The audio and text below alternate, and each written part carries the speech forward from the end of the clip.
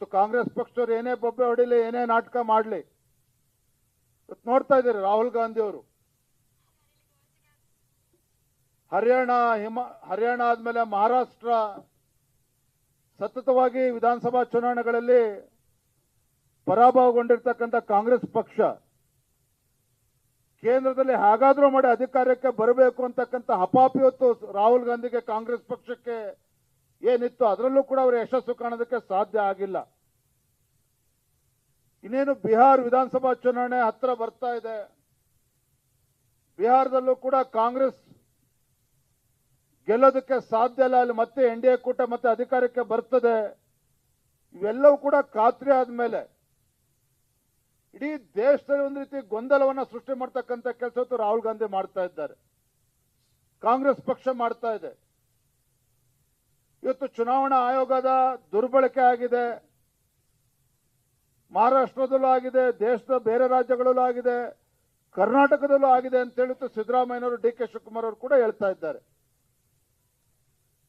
ಬೆಂಗಳೂರು ಕೇಂದ್ರ ಮತ್ತು ಬೆಂಗಳೂರು ಗ್ರಾಮೀಣ ಲೋಕಸಭಾ ಕ್ಷೇತ್ರದಲ್ಲೂ ಕೂಡ ಚುನಾವಣಾ ಅಕ್ರಮಗಳು ನಡೆದಿದೆ, ಚುನಾವಣಾ ಕಮಿಷನ್ ಅನ್ನು ದುರುಪಯೋಗ ಮಾಡಿಕೊಂಡಿದೆ ಬಿಜೆಪಿ ಅಂತೇಳಿ ಈ ರೀತಿ ಒಂದು ಆರೋಪ ಮಾಡಿಕೊಂಡು, ಒಂದು ಅಪಪ್ರಚಾರವನ್ನು ಮಾಡಿಕೊಂಡು ದೇಶದಲ್ಲಿ ಒಂದು ರೀತಿ ಗೊಂದಲವನ್ನು ಸೃಷ್ಟಿ ಮಾಡೋದಕ್ಕೆ ಇವತ್ತು ಕಾಂಗ್ರೆಸ್ ಪಕ್ಷ ಹೊರಟಿದೆ. ಅವ್ರಿಗೊಂದು ರೀತಿ ಕರ್ನಾಟಕ ರಾಜ್ಯ ಅಂತ ಹೇಳಿದ್ರೆ ರಾಹುಲ್ ಗಾಂಧಿ ಅವರಿಗೆ ಬಹಳ ಪ್ರೀತಿ. ಆ ಪ್ರೀತಿಗೆ ಎರಡು ಕಾರಣ ಇದೆ.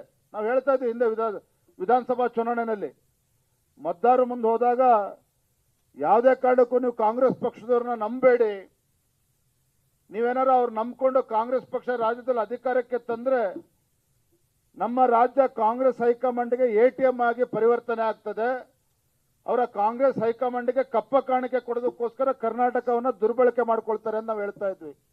ಇವತ್ತು ನೋಡಿ ಎಂತ ಪರಿಸ್ಥಿತಿ ನಿರ್ಮಾಣ ಆಗಿದೆ ನಮ್ಮ ರಾಜ್ಯದಲ್ಲಿ ಅಂತ ಹೇಳಿದ್ರೆ, ಬೆಲೆ ಏರಿಕೆ ಮುಖೇನ ಇವತ್ತು ರಾಜ್ಯದ ಜನರ ಮೇಲೆ ಬರೆ ಎಳಿತಕ್ಕಂಥ ಕೆಲಸವೂ ಕೂಡ ಇವತ್ತು ಕಾಂಗ್ರೆಸ್ ಪಕ್ಷ ಮಾಡ್ತಾ ಇದೆ. ಒಂದು ರೀತಿ ರಾಹುಲ್ ಗಾಂಧಿ ಅವರಿಗೆ ದೇಶದ್ರೋಹಿಗಳಿಗೆ ಒಂದು ರೀತಿ ಕರ್ನಾಟಕ ಅಂತ ಹೇಳಿದ್ರೆ ಸ್ವರ್ಗ ಆದ್ರೆ, ರಾಹುಲ್ ಗಾಂಧಿ ಅವ್ರಿಗೂ ಕೂಡ ಒಂದು ರೀತಿ ಕರ್ನಾಟಕ ಅಂತ ಹೇಳಿದ್ರೆ ಬಹಳ ಪ್ರೀತಿ.